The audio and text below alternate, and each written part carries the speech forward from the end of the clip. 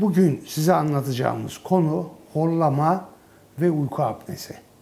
Horlama ve uyku apnesi dediğimiz şey çok sık görülen ve aileleri, eşleri çok aşırı derecede rahatsız eden bir rahatsızlık. Şimdi öncelikle horlamayı anlatayım ben size. Horlama bir hastalık değil. Horlama bir takım hastalıkların belirtisi.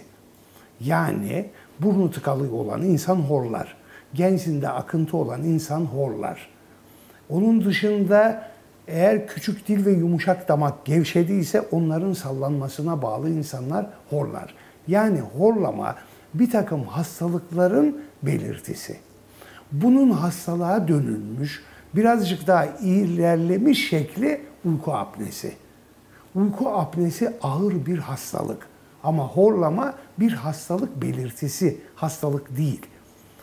Uyku apnesi uykuda solunum durması demek. Dolayısıyla çok ağır yan etkilere varan hastalıklara neden olmakta.